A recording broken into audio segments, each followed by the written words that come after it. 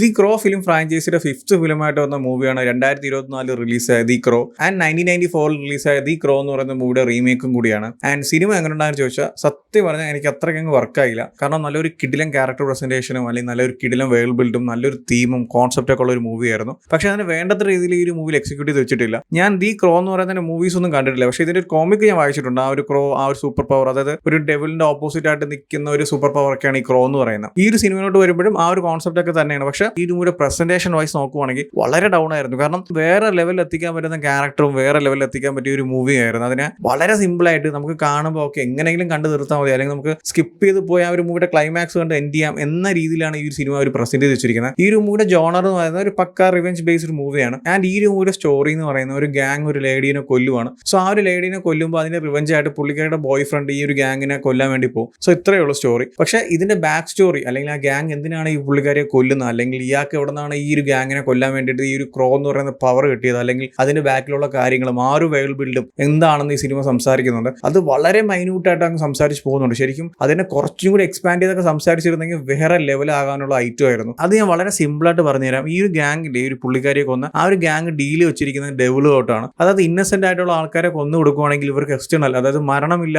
ഇമോർട്ടലായിട്ട് ജീവിക്കാം എന്നൊരു രീതിയിലുള്ള പവർ കിട്ടും. സോ അതിന്റെ ബാക്കിലുള്ള കോൺസെപ്റ്റും അല്ലെങ്കിൽ അതിനുശേഷം നടക്കുന്ന കുറെ കാര്യങ്ങളും ഇവരെ കൊല്ലാൻ വേറെ ആർക്കും പറ്റത്തില്ല. അപ്പൊ ഈ ക്രോ എന്ന് പറയുന്ന ഒരു സൂപ്പർ പവർ കിട്ടിയാൽ മാത്രമേ അത് ചെയ്യാൻ പറ്റത്തുള്ളൂ. സോ അങ്ങനത്തെ കാര്യങ്ങളൊക്കെ വളരെ കിഡിലായിട്ട് പ്രസന്റ് ചെയ്യാൻ പറ്റിയ ഒരു മൂവിയായിരുന്നു. ആൻഡ് ചില സ്ഥലത്തൊക്കെ നല്ല രീതിക്ക് വർക്ക് ആയിട്ടുണ്ട്. പക്ഷെ എന്നാലും ഓവറോൾ നമ്മൾ മൂവി വെച്ച് നോക്കുവാണെങ്കിൽ ഈ രണ്ട് ക്യാരക്ടേഴ്സിന്റെ ഒരു റൊമാൻസ് ആണ് ഏറ്റവും കൂടുതൽ സിനിമ സംസാരിക്കുന്നത്. ആ രണ്ട് ക്യാരക്ടേഴ്സിനുള്ള റൊമാൻസും അവർ തമ്മിലുള്ള ആ ഒരു ഇമോഷണൽ ബോണ്ടും കാര്യങ്ങളൊക്കെയാണ്. ആൻഡ് ആ ഒരു മൂവിയുടെ ശരിക്കുള്ള കോൺസെപ്റ്റ് അല്ലെങ്കിൽ ആ ഒരു മൂവിയുടെ ആ ഒരു റിവെഞ്ച്, അല്ലെങ്കിൽ ഇയാൾ ഈ ക്രോ എന്ന് പറയുന്ന പവർ കിട്ടിയിട്ട് ആ ഗ്യാങ്ങിനെ മീറ്റ് ചെയ്യാൻ പോകുന്നത്, അതൊക്കെ ശരിക്കും ആ ഒരു മൂവിയുടെ ലാസ്റ്റ് ഒരു 25 മിനിറ്റ്സ് മാത്രമേ കാണിക്കുന്നുള്ളൂ. എന്നാൽ ആ ഒരു ലാസ്റ്റ് 25 മിനിറ്റ്സ് കുറച്ച് അടിപൊളിയായിട്ട് ചെയ്തിരുന്നെങ്കിൽ വേറെ റേഞ്ച് പോയേനെ. എന്നാൽ അതും അവർ നന്നായിട്ട് വർക്ക് ചെയ്തിട്ടില്ല. അതായത് അതും വളരെ സിമ്പിൾ ആയിട്ട് ഇയാൾക്ക് ക്രോയിന്റെ പവർ കിട്ടുന്നു, ഇയാൾ പോയി കൊല്ലുന്നു, സിനിമ തീർന്നു, അത്രേ ഉള്ളൂ. അല്ലാതെ എൻഗേജിംഗ് ആയിട്ടുള്ള ഫാക്ടറോ അല്ലെങ്കിൽ എൻ്റെ മൂവി കാണാൻ നമ്മളെ പിടിച്ചിരുന്ന എലമെന്റോ ഒന്നും തന്നെ ഇല്ല. സോ അതുകൊണ്ടാണ് ഈ മൂവി എനിക്ക് അത്രയ്ക്കും വർക്ക് ആവാത്ത. ഈ മൂവി ഒരു മസ്റ്റ് വാച്ച് ആണ്, അല്ലെങ്കിൽ നിങ്ങൾ തീർച്ചയായിട്ടും കണ്ടിരിക്കണം എന്നൊന്നും പറയുന്നില്ല. ഒരു 1.5 മണിക്കൂറേ ഉള്ളൂ. ഈ 1.5 മണിക്കൂറിലും ഈ ഒരു ആകെ കൊള്ളാവുന്ന, അല്ലെങ്കിൽ ഞാൻ എൻ്റെ മൂവി കണ്ടപ്പോൾ ഈ ഒരു